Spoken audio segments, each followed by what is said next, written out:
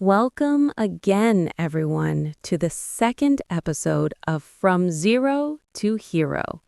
I'm really excited because now we're going to start learning the actual English language.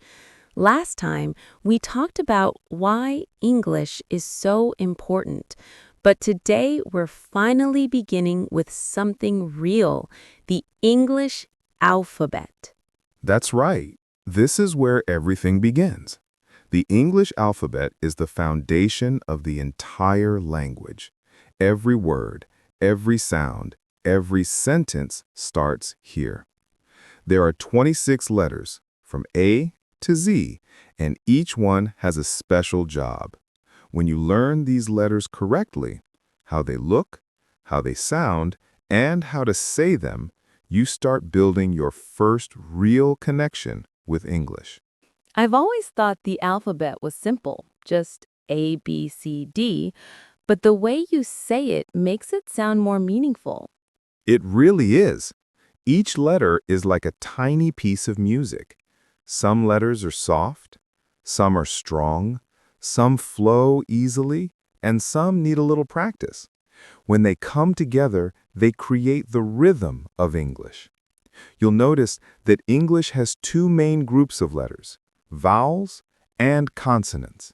The vowels are A, E, I, O, and U.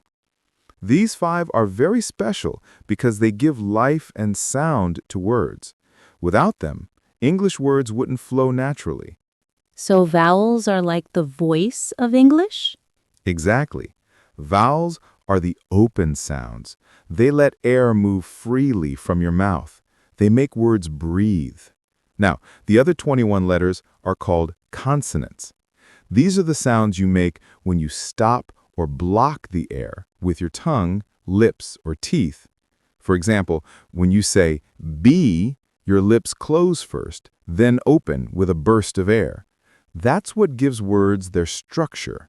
So, vowels are like air, and consonants are like shape. Together, they form balance in every word. I never realized how perfectly they work together. It feels like each letter is alive, doing its own job. You're right. English is full of balance like that. When you learn to hear and feel that balance, your pronunciation becomes clear and confident. But here's something that confuses many learners. They learn to name the letters, but they don't always learn the sound those letters make. For example, when you say B, that's the name of the letter. But when you say ball, the sound is B, not B. This is a small but very important difference. Oh, I see. So just knowing ABC isn't enough. We need to know how they really sound in words. Exactly. The alphabet is not just something to memorize. It's something to feel and pronounce correctly. If you focus on the real sounds, your speaking and reading will both improve. You'll start recognizing words not just by how they look, but by how they sound when spoken. That's what turns learning into real communication. That makes so much sense now. I think I've been saying letter names instead of their sounds all my life. And that's very common. Many learners around the world do the same. But don't worry, once you understand this difference, everything becomes easier. We'll go step by step and practice together. Because now that you know the alphabet structure, it's time to understand how these letters speak through their sounds. So now that I understand how the alphabet works, I keep thinking about what you said, that knowing the alphabet is not just about names, but about sounds. I never realized that there's a real difference between how we say the letters and how they actually sound in words. That's right. And this difference is one of the most important lessons in English pronunciation. Many learners around the world memorize the alphabet perfectly. They can sing ABC fluently, But when they start reading or speaking, they struggle because they use the name of the letter instead of the sound it makes. Every letter has a name, but inside words, those letters make different sounds. Understanding this difference is the first big step towards speaking English naturally. So it's like the letters have two sides, one that we use to identify them and one that helps us actually speak. Exactly. Let's take a simple example. The name of the letter B is B, but when you say the word ball, you don't say be all. You say b plus all. The sound of B is just a short burst of air, b. The same goes for many other letters. C is called C, but in cat, it sounds like k. So if someone tried to read it as see-at, it wouldn't sound right at all. Oh, I understand now. The name tells us what the letter is, but the sound tells us how to use it in words. Perfectly said. Think of it like this. The name is the label, and the sound is the action. When you see the letter, your brain knows the label. But when you speak, your mouth needs to produce the action. For fluent English, your mouth must learn the correct action for each sound. This is what we call phonics, the study of how letters and combinations of letters make sounds. I've heard that word before, phonics. So it's about training our ears and tongue to make the right sound. Exactly. It's like music practice. You train your ear to hear the note and your mouth to reproduce it.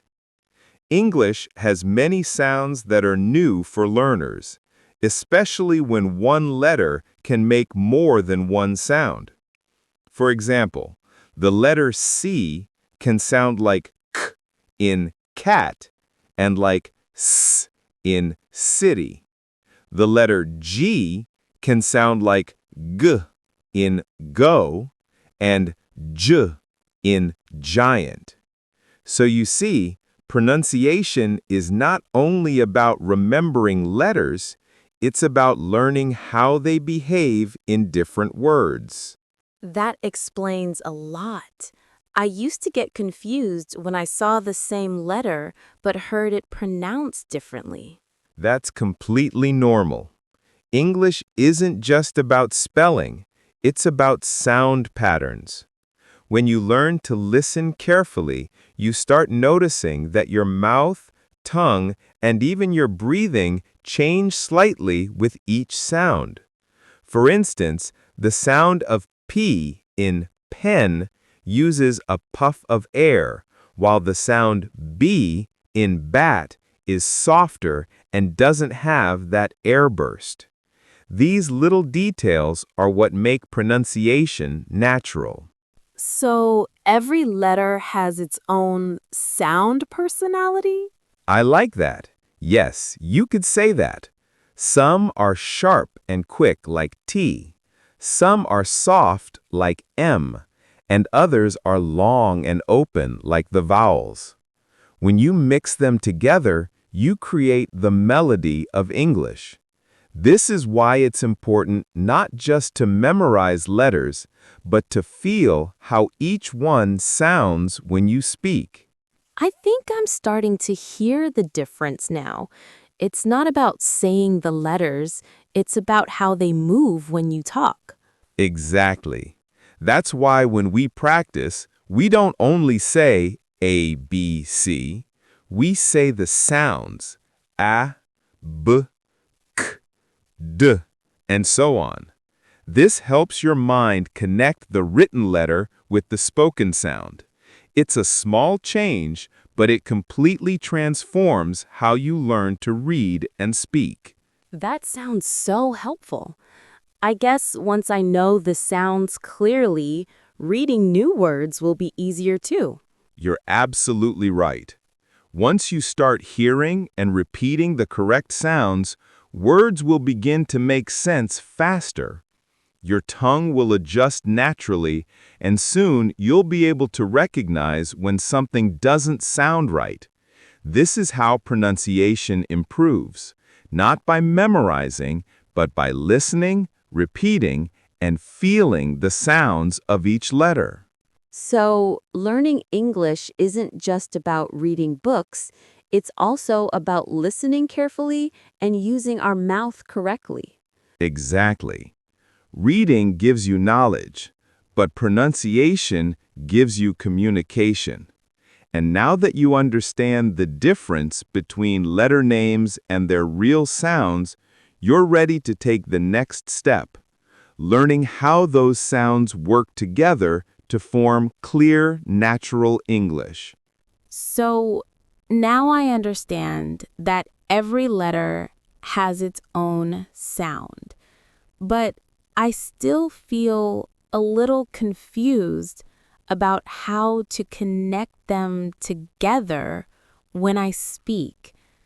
Sometimes, even when I know the sound, my pronunciation doesn't come out right. That's a great question. This is where something very important comes in.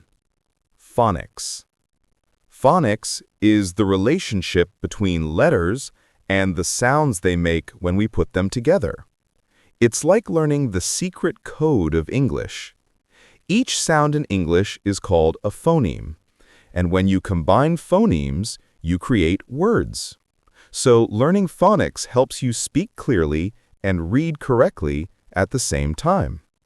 So, phonics is not just about letters, but how they sound when they join with other letters? Exactly. Let me give you some examples. Take the sound th. It's made when you gently put your tongue between your teeth and push air out. Try saying think. You'll feel a soft flow of air. But when you say this, you use your voice and make the sound stronger. That's the difference between a soft f and a hard th. These little details matter a lot in English pronunciation. I never noticed that before.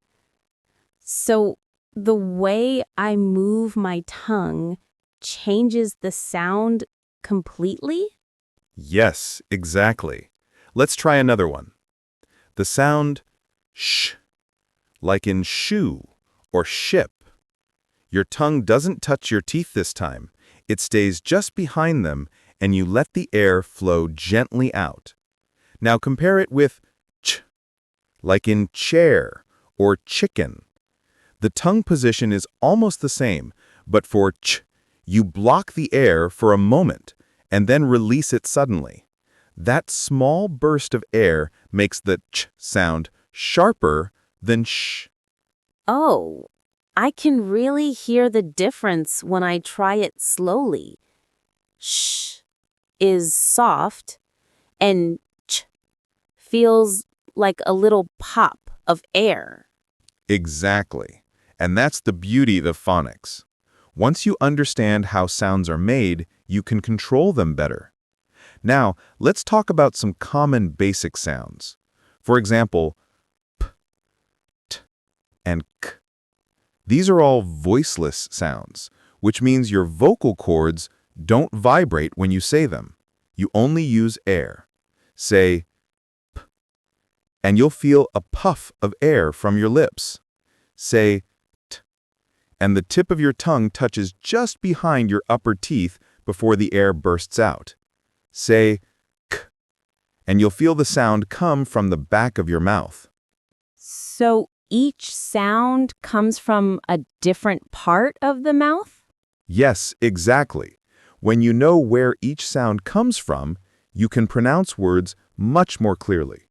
For example, in the word park, you use p from the lips, a from the open mouth, with your tongue curled slightly, and k from the back. When you focus on each sound, your pronunciation becomes smooth and accurate. It's like learning how my mouth is an instrument, and each sound is a different note. That's a wonderful way to say it. Your mouth, lips, and tongue are your tools for English pronunciation.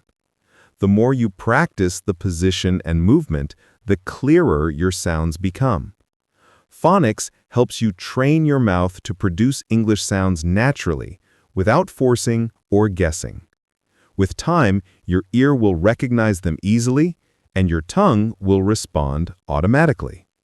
I've been practicing those sounds you showed me, like th, sh, and ch.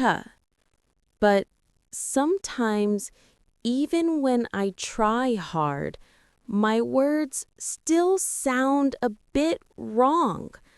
Why does that happen? That's completely normal.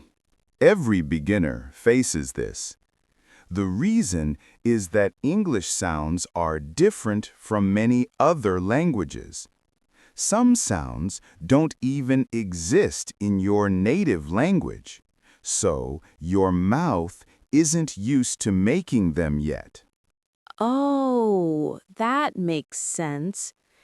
Can you tell me which words are the most confusing for new learners like me? Sure, let's start with a simple one. 3. Many people say tree instead of 3.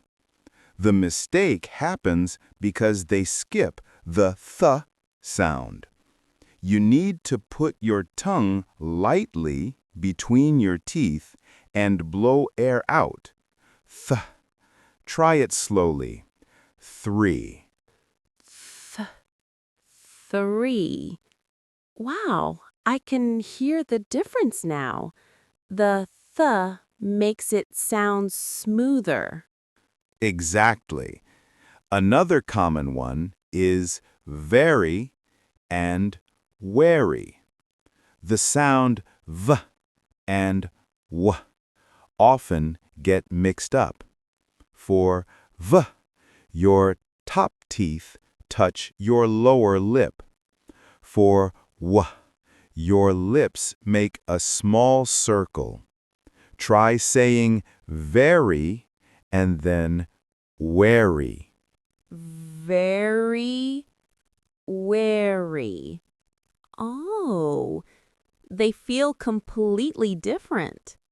Yes, and that's why practicing slowly is so important. Don't rush. Focus on how your mouth moves and how the sound feels. I also notice I say people instead of people. Good observation. That's another classic one. The word people has a soft p at the start and a long e sound. Stretch it gently. People. Repetition helps your mouth remember. People. That feels easier when I say it slowly. Perfect. Let's try another. Comfortable. Many say comfortable, but the correct sound is comfortable. English often drops sounds when spoken naturally. Listening carefully to native speakers helps you hear those hidden sounds. That's tricky. So it's comfortable, not comfortable. Exactly. Now one more. Island. Many learners pronounce the S, but it's silent. The correct pronunciation is island. Silent letters are very common in English, and they confuse many learners. So sometimes letters are there, but we don't say them? Right. That's why listening and repeating slowly is key. When you listen carefully and repeat aloud, you start training both your ears and your mouth to recognize the real rhythm of English. So I should slow down, listen, and repeat words clearly every day. Yes, and don't worry if you make mistakes. Mistakes are signs that you're learning. The more you repeat and correct yourself, the faster your pronunciation improves. I feel more confident now. It's not just about speaking, it's about hearing the sound the right way first. Exactly. Listening is the foundation. Once your ear catches the correct sound, your mouth will learn to copy it naturally. You always say that practice is the key to learning English. But sometimes when I practice alone, I feel like I'm not improving.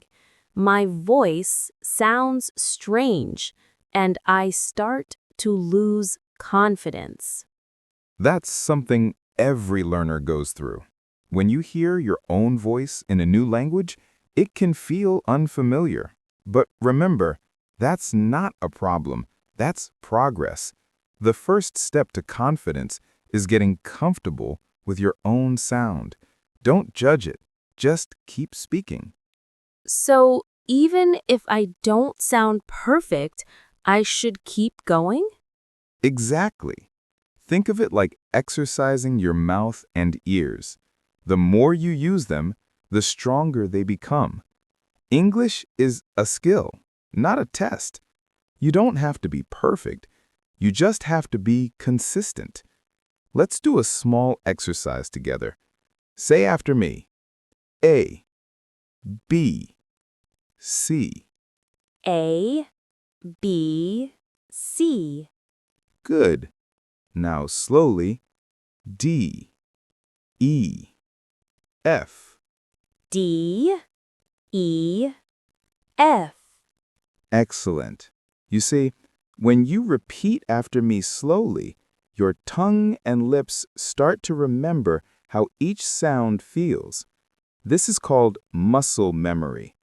Just like when you learn to play an instrument, your body learns how to produce the right sound automatically with time. I think I understand. So even a small daily practice helps me improve without realizing it. Yes, just 5 minutes every day can make a big difference. The goal is not to rush, but to repeat clearly. Take a few letters or words, say them out loud, and focus on how they sound. For example, you can practice small sets. G, H, I, or J, K, L. Speak slowly, listen to yourself, and correct if needed. Sometimes I feel nervous when others hear me speaking English.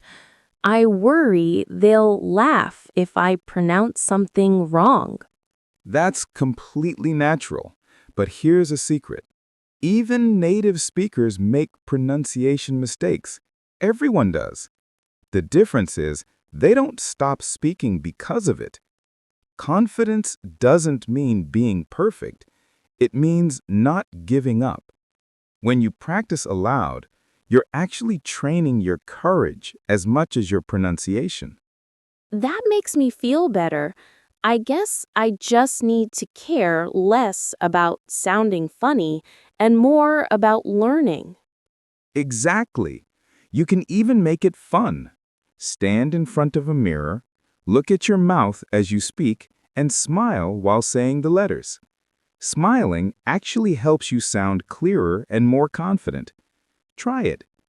M, N, O. M, N, O.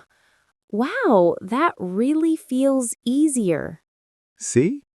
When you relax and smile, your voice flows naturally. Now, another great exercise is shadowing.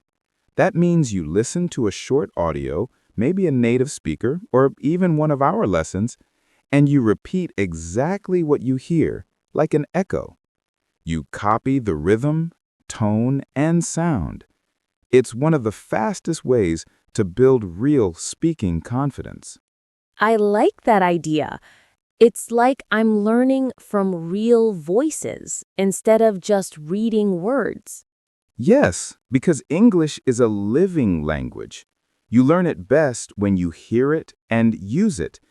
Reading helps your eyes, but speaking and listening train your brain and tongue together. Even if you practice for just a few minutes a day, your progress will surprise you. Sometimes I try to repeat words after videos, but I stop when I make a mistake. Should I keep going even if I pronounce something wrong? Absolutely. Mistakes are part of your learning rhythm. Each time you correct yourself, your brain stores the right sound. So instead of saying, I failed, say, I learned. The only way to fail in speaking English is to stay silent. That's powerful. I'll remember that. The only way to fail is to stay silent. Exactly. Practice, even softly, even slowly. You can whisper words while walking, repeat phrases while cooking, or read aloud for just 2 minutes before sleeping. Every small effort adds up. The key is daily repetition. I really like this way of thinking. It feels lighter and more encouraging. That's the goal, to make learning English a comfortable habit, not a pressure.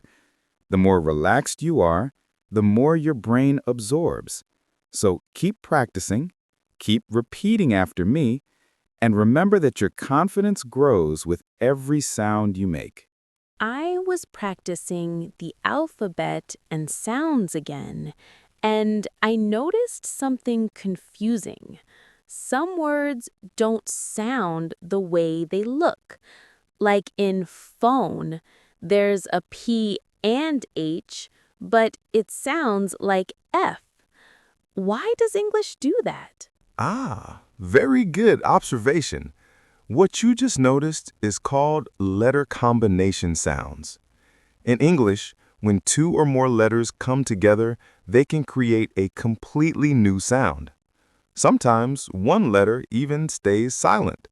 These combinations are tricky at first, but once you start recognizing them, reading and speaking become much easier. So, PH makes the same sound as F? Exactly. Let's take phone, photo, and elephant. In all these words, the PH sounds like f. That's just how English evolved. A long time ago, English borrowed words from Greek, where PH was used instead of F, so it stayed that way in spelling, even though we pronounce it differently now. Oh, that's interesting. So it's not just random, it has history. Yes, and there are many such combinations. Let's look at GH. Sometimes it's silent, like in though or hi. Other times it sounds like f, as in laugh or enough. It really depends on the word. That's why careful listening is so important. You can't always guess the sound just from the letters. So GH can be silent or sound like F? That's really confusing for beginners. I know it feels that way, but that's what makes English special. It has patterns that reveal themselves slowly. The best way to learn them is by paying attention to sound rather than spelling. For example, if you hear enough, You'll notice the F at the end. If you hear though, you'll realize the GH is completely silent. Listening carefully to native pronunciation helps your ear catch these differences naturally. Are there more combinations like that? Yes, there are many. For instance, CH can sound like ch in chair, but in some words like school, it sounds like k. And in words like chef, it sounds like sh.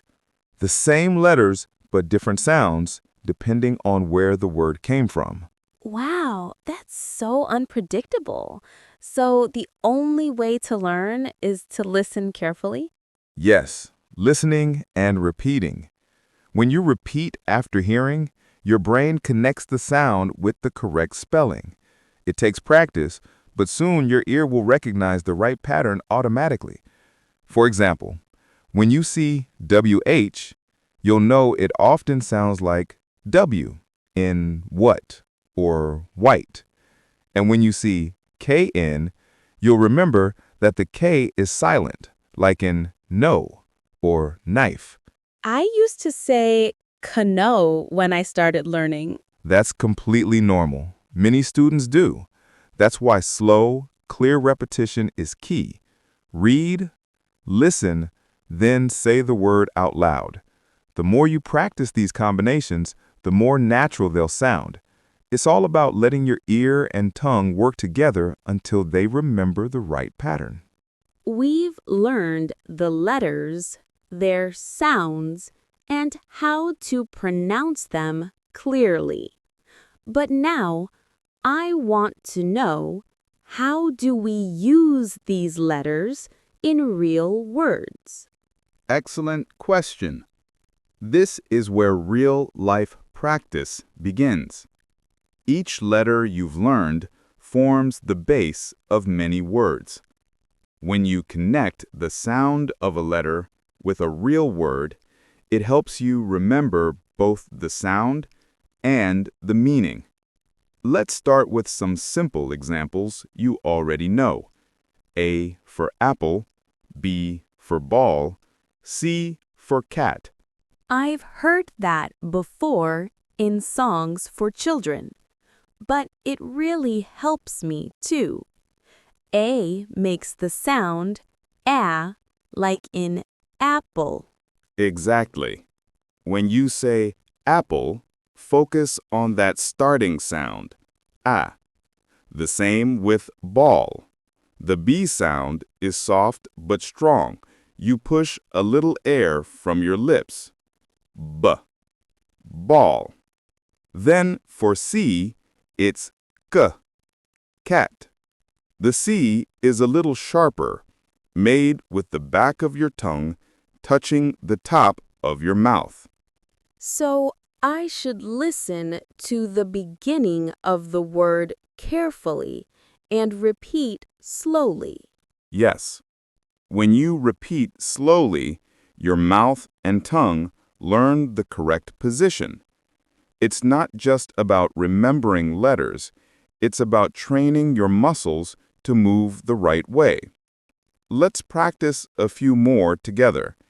D for dog, E for egg, F for fish. D, dog, e, egg, f, fish. Very good. Now listen carefully. Do you notice how each sound begins with a small burst of air or a movement?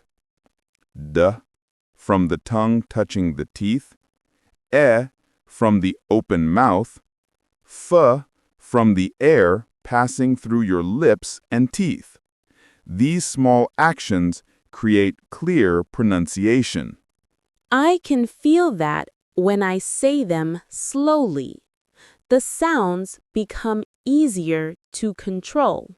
That's the goal. Let's go a little further. G for goat. H for hat. I for ice. Try them one by one. G, goat. H, hat.